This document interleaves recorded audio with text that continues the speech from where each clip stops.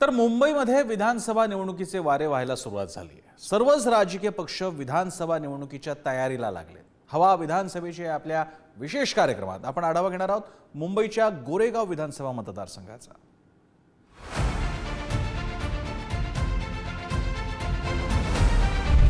गोरेगाव विधानसभा मतदारसंघाचं गेली 10 वर्ष भाजपच्या आमदार विद्या ठाकूर प्रतिनिधित्व करतायत। एकेकाळी शिवसेनेचं एक हाती वर्चस्व असलेल्या या मतदारसंघात 100% भाजपनं वर्चस्व मिळवलंय। त्यामुळे यंदाही आमदार विद्या ठाकूर यांनाच उमेदवारी मिळणार हे जवळपास निश्चित मानलं जातंय।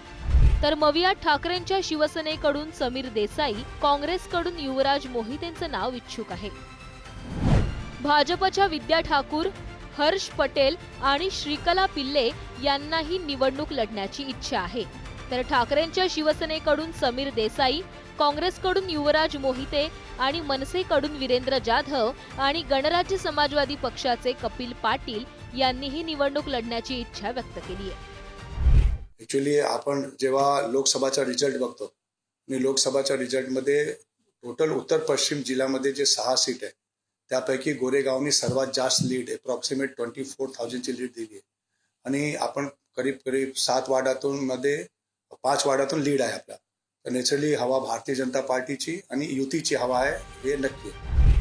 2014 पूर्वी गोरेगाव मतदारसंघ शिवसेनेचा बालेकिल्ला म्हणून ओळखला जात होता। मात्र 2014 मध्ये शिवसेना भाजपची युती तुटल्यानं दोन्ही पक्ष एकमेकांसमोर उभे ठाकले। विद्या ठाकूर यांनी ठाकरेंचे निकटवर्तीय सुभाष देसाईंचा पराभव केला। 2019 मध्ये विधानसभा निवडणुकीत पुन्हा एकदा शिवसेना आणि भाजपची युती झाली। मात्र या युतीत गोरेगाव मतदारसंघ भाजपच्या वाट्याला गेला। 2019च्या निवडणुकीत विद्या ठाकूर यांना सर्वाधिक 81,233 मतं मिळाली। तर काँग्रेसच्या युवराज मोहितेंना 32,226 मतं, तर मनसेच्या वीरेंद्र जाधव यांना 26,689 मतं मिळाली। मनसे एकदा ह्यांना संधी देऊन बघूया असं लोकांमध्ये चर्चा आहे। आणि तुम्ही निवडणुकीला बघायला गेलात तर ह्यांचं काय विषय असतं, तू काय केलं मी काय केलं शिवाय काय हेच असतं सर्व विषय। आणि आमच्याकडे साहेबांचा एक ब्लू प्रिंट आहे महाराष्ट्राचं काय करावं, कसं असेल महाराष्ट्र भविष्य काय कसं काय करायचं ह्या सर्व गोष्टी साहेबांकडे रेडी आहे। त्यामुळे आणि आमचा लोकसंपर्क चांगलाच आहे तुम्ही बघत असाल। 2024च्या विधानसभा निवडणुकीत मात्र चित्र अत्यंत वेगळं असणार आहे। कारण शिवसेना आणि राष्ट्रवादी काँग्रेस पक्ष फुटले।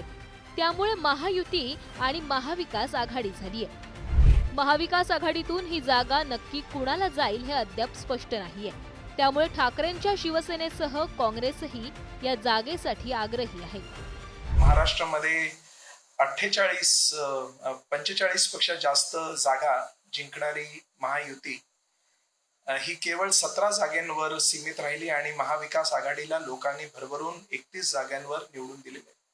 आणि ह्याचं जर ह्या मतांचं जर विधानसभेवाईज जर त्याची आकलन केलं तर साधारण 155 पेक्षा अधिक विधानसभेवर महाविकास आघाडीला बढत आहे। आणि त्या अर्थी पुन्हा एकदा महाराष्ट्रामध्ये महाविकास आघाडी उद्धव साहेबांच्या नेतृत्वामध्ये सरकार बनवलं जात आहे हे दिसतंय। उत्तर पश्चिम लोकसभा मतदारसंघातून रवींद्र वायकर यांचा अवघ्या 48 मतांनी निसटता विजय झाला। या मतदारसंघातून 2 वेळा निवडून आलेले गजानन कीर्तीकर हे शिंदे यांच्या शिवसेनेत असले तरी त्यांचे पुत्र अमोल कीर्तीकर यांनी ठाकरेंच्या शिवसेनेतून वायकर यांच्या विरोधात निवडणूक लढवली।